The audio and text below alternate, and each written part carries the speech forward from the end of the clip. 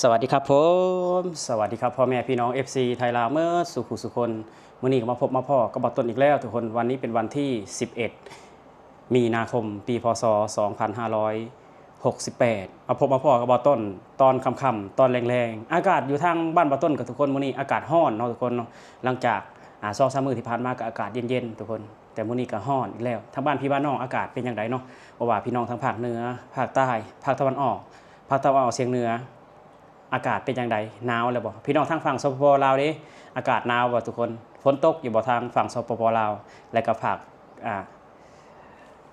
สวัสดีพ่อแม่พี่น้องไทยที่ติดตามบ่ต้นอยู่ต่างประเทศนำเนาะมื้อนี้ก็บ่ต้นสิออกมาเว้าเกี่ยวกับการศึกษาทุกคนการศึกษาเพราะว่าบ่ต้นเห็นคลิปจากน้องบีซี่เนาะทุกคนคลิปจากน้องบีซี่ก็มีหนุ่มลาวคนหนึ่งเพิ่นบอกว่าไปเรียนอยู่เวียดไปเรียนอยู่จีนน่ะเป็นโกอินเตอร์เนาะทุกคนแต่ว่าเรียนอยู่ในประเทศไทยหมู่เพิ่นน่ะเรียนอยู่ในประเทศไทยจบแล้วก็เมื่อเตะฝุ่นอยู่บ้านเนาะจบแล้วก็เมื่อเตะฝุ่นอยู่บ้านบ่ต้นก็สิออกมาเว้าในมุมมองและแนวคิดความเห็นของบ่ต้นเนาะซึ่งบ่ต้นก็บ่ได้ไปเรียนอยู่เวียดนามบ่ได้ไปเรียนอยู่จีนและก็บ่ได้ศึกษาอยู่ไทยเนาะแต่ว่าบ่ต้นมาอาศัยทำมาหากินหรือว่าทำงานอยู่ในประเทศไทยก็ถือว่าหลายปีแล้วเนาะทุกคนอันนี้คือบ่ต้นเรียนวิชาชีวิตเนาะศึกษาวิชาชีวิตบ่ได้ศึกษาวิชาอยู่ในโรงเรียนแต่ว่าบ่ต้นสิเบิ่งตาม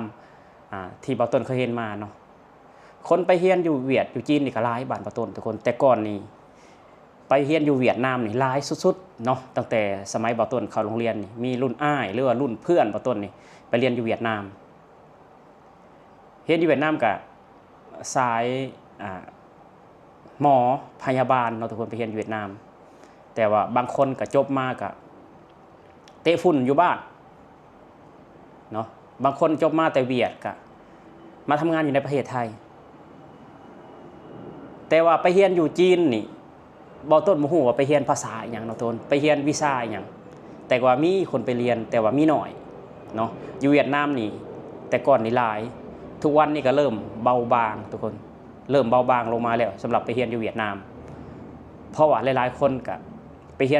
ยนจบมาแล้วก็คือว่าบ่มีงานทำเนาะบ่มีงานทำก็หลายๆคนก็มาประเทศไทย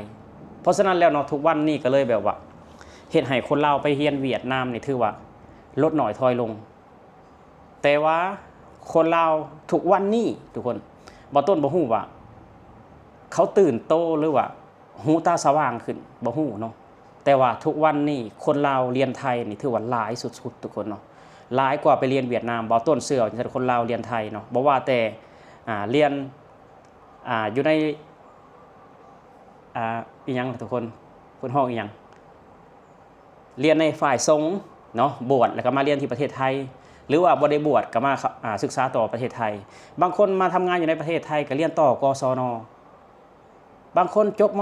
.7 ก็มาเรียนต่อมหาวิทยาลัยประเทศไทยบ่ว่ามหาวิทยาลัยขอนแก่นบ่มหาวิทยาลัยอุบลราชธานีบ่หรือว่ามหาวิทยาลัยจังหวัดเชียงใหม่บ่หลายๆทุกคนคืออยู่ในประเทศไทยก็คือมหาลัยรามคำแหงทำงานไปด้วยเรียนไปด้วยหลายทุกมื้อนี่เนาะบ่ต้นก็อยากเชิญชวนเนาะบ่ต้นก็อยากเชิญชวนน้องๆที่เรียนจบจากม.7 จากสปปลาวบ่ต้นอยากให้มาเรียนในประเทศไทยเนาะอยากให้มาเรียนในประเทศไทยเจ้าบ่ต้องห่วงเลยว่าเจ้ามาเรียนในประเทศไทยแล้วเจ้าสิตกงานถ้าเจ้าเรียนจบปริญญาตรีเงินเดือนการันตี 15,000 เนาะแต่บ่ต้นบ่ได้จบมหาลัยอยู่ในประเทศไทยบ่ต้นจบแค่ม.2น้องทุกคนอยู่ในประเทศลาวบ่ต้นมาทำงานยังได้เดือนละ 12,000 เนาะถ้าจบปริญญาตรีอยู่ไทยเด้ 15,000 อัพขึ้นไปทุกคนบ่ต้องย้านว่าตกงานทุกคนบ่ต้องย้านว่าบ่มีงานเฮ็ดประเทศไทยเพิ่นเปิดโอกาสทุกคนเปิดโอกาสสำหรับคนที่มีความรู้มีความสามารถเพิ่นบ่ได้เลือกชั้นวรรณะว่าเป็นคนลาวเป็นคนอีหยังถ้าว่าเจ้ามีความรู้บ่อึดบริษัทจับจองตัวเจ้าคือมีมหาลัยหนึ่งเนาะทุกคนซึ่งประเทศไทยเพิ่นก็ มีทุนให้เนาะบริษัทยักษ์ใหญ่เพิ่นมีทุนให้หลังจากเรียนจบแล้วก็ไปทำงานกับเพิ่น3 ปีเนาะไปทำงานกับเพิ่น3 ปีได้เงินเดือนพร้อมแล้วก็เพิ่นให้ทุนการศึกษาพร้อมอยู่ประเทศไทยมีแบบนี้ทุกคนเนาะหลังจากเจ้าเรียนจบสาขาที่เพิ่นมอบทุนให้เจ้าแล้วเจ้าสามารถไปทำงานกับเพิ่น3 ปีนอกจาก3 ปีแล้วเจ้าสิไปทำงานหยังก็แล้วแต่เจ้าอย่างน้อยๆเนาะถ้าว่าจบปริญญาตรีเจ้าไปเป็นแคชเชียร์อยู่ร้านอาหารก็ได้เงินเดือน 15,000 16,000บ่มีไผดอกว่าจบจากประเทศไทยคนลาวที่จบจากประเทศไทยและบ่มีงานทำนอกจากว่าเรียนจบแล้วขี้คร้านอยากได้เงินเดือนสูงๆกว่าความเป็นจริงถ้าว่าเจ้าเรียนจบแล้วเจ้าอยากได้เงินเดือน 15,000 16,000นี่ได้แน่นอนในประเทศไทยบ่ต้นเชื่อแบบนี้บางคนบ่ได้เรียนจบมหาลัยซ้ำเรียนจบแค่ม.7 มาทำงานในประเทศไทยได้เงินเดือน 15,000 16,000ก็มีทุกวันนี้ทุกคนเนาะรัฐบาลลาวเฮาเปิดกว้างให้นักลงทุนจากไทยเข้าไปลงทุนอยู่ในสปป.ลาวเนาะคือว่านักลงทุนไทยเข้าไปลงทุนในสปป.ลาวนี่คือว่ายังติดอันดับ1หรืออันดับ2นี่แหละทุกวันนี้ทุกคนถ้าเจ้าจบจากมหาลัยประเทศไทยเจ้าบ่อยากทำงานอยู่ในประเทศไทยเจ้ากลับบ้านไปประเทศลาวทำงานกับบริษัทของคนไทยที่ไปลงทุนอยู่บ้านเฮาทุกวันนี้เนาะบริษัทยักษ์ใหญ่ CPO ไปลงทุนอยู่บ้านเฮาบ่ว่า7-Eleven มี12 สาขาแล้วตอนนี้อยู่ในสปป.ลาวถ้าเจ้ามีความรู้มีความสามารถคนไทยให้โอกาสเจ้าเสมอ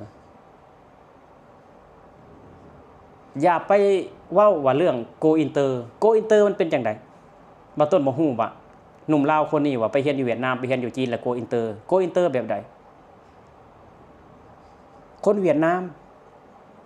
ยังมาหาขายของแถวประเทศไทยเลยยังมาหาทำงานในประเทศไทยเลย Go Inter จังได๋เนาะบ่ต้นเมื่อบ้านบ่ต้นมาแต่บ้านก็เห็นคนเวียดนาม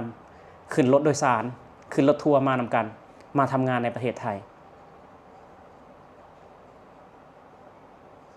มาเถอะทุกคนเนาะม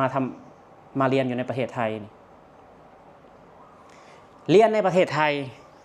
1เจ้าเรียนจบแล้วจะมีงานทำ2ภาษาเจ้าบ่ต้องใช้ล่ามแปลภาษาตัวหนังสือกอไก่ขอไข่คล้ายๆคลึงกันนี่แหละคือข้อได้เปรียบมาลองเบิ่งทุกคนเนาะ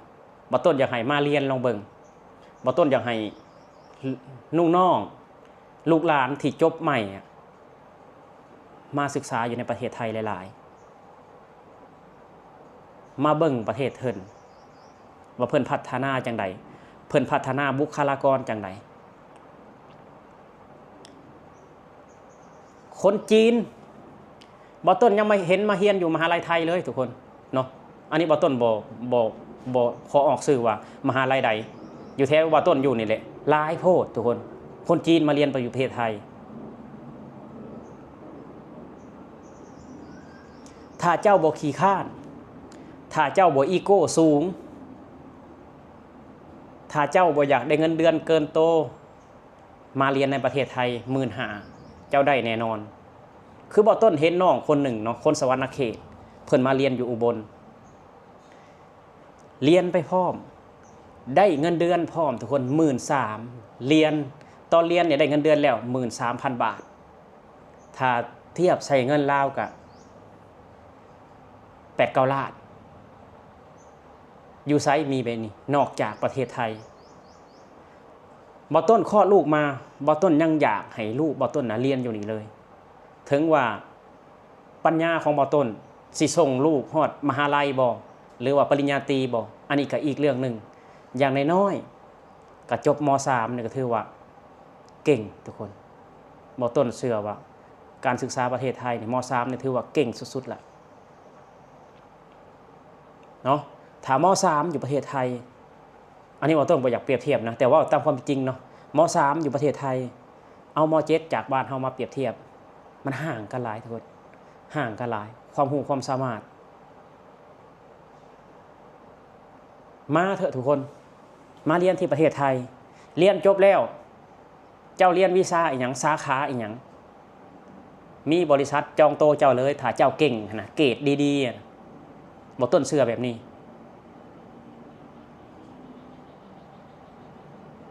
มาทุกคนไปเรียนเวียดจบจากเวียดมาบ่ต้นก็เห็นมาทำงานในประเทศไทยเยอะแยะสุดท้ายจบมาจากเวียดนามมาทำงานหาเงินที่ประเทศไทยคือว่าเฮาจบมาจากเวียดนามเฮาสิเฮ็ดเวียกกับบริษัทเวียดนามคือบริษัทเวียดนามคืออยู่ในสปป.ลาวมาลงทุนในสปป.ลาวก็พนักงานเขาก็คือว่าพนักงานกรรมกรเขาก็คือมีแต่คนบ้านเขาคือมีแต่คนเวียดทุกคนถ้าจบจากไทยแล้วเจ้ากลับไปเจ้าสามารถกลับไปทำงานกับบริษัทไทยที่ลงทุนอยู่สปป.ลาวตอนนี้หลายบ่ว่าธุรกิจการท่องเที่ยวที่คนไทยไปเฮ็ดธุรกิจอยู่บ้านเฮาหรือว่าธุรกิจโรงแรมธุรกิจหยังหลายๆอย่างทุกคนเนาะที่รัฐบาลเพิ่นเปิดโอกาสให้ต่างชาติเข้าไปลงทุนหนึ่งในนั้นก็คือประเทศไทยเนาะเชิญชวนน้องๆทุกๆคนเนาะมาเรียนต่อประเทศไทยให้หลายๆบ่ต้นดีใจได้ทุกคนบ่ต้นดีใจเห็นคนแบบว่าคนลาวมาเรียนประเทศไทยหลายๆบ่ต้นดีใจการศึกษามันก็เป็นสิ่งสำคัญเนาะบ่ว่าแต่เรียนอยู่ประเทศใดเรียนประเทศใดก็สำคัญหมดขอแค่ได้เรียนทุกคนแต่ว่าเรียนแล้วปฏิบัติงานได้จริงก็คือว่าบ่ต้นก็เรียนอยู่ในประเทศไทยเนี่ยหลายเนาะแต่ว่าเรียนอยู่เวียดนามก็ได้เวียกเฮ็ดงานทำก็มีอยู่แต่มันมีบ่หลายเอาว่าตามความเป็นจริงเนาะทุกคนเนาะเอาสำหรับคลิปนี้เนาะทุกคนบ่ต้นก็สิออกความคิดความเห็นแต่เพียงเท่านี้บ่ต้นก็บ่ได้มีวุฒิการศึกษาที่จบอีหยังดอกแต่ว่าคนเฮามันก็มีมุมมองและความคิดเป็นของตัวเองถ้าบ่ต้นเว้าผิดพลาดประการใดก็ขอโทษขออภัยพ่อแม่พี่น้องเมื่อสุขคนเนาะสำหรับคลิปนี้ก็ฝากกดไลค์กดแชร์กด Subscribe เพื่อเป็นกำลังใจให้บ่ต้นในคลิปต่อไปสำหรับคลิปนี้ขอให้พ่อแม่พี่น้องเมื่อสุขคนจงมีแต่ความสุขความเจริญสวัสดีครับ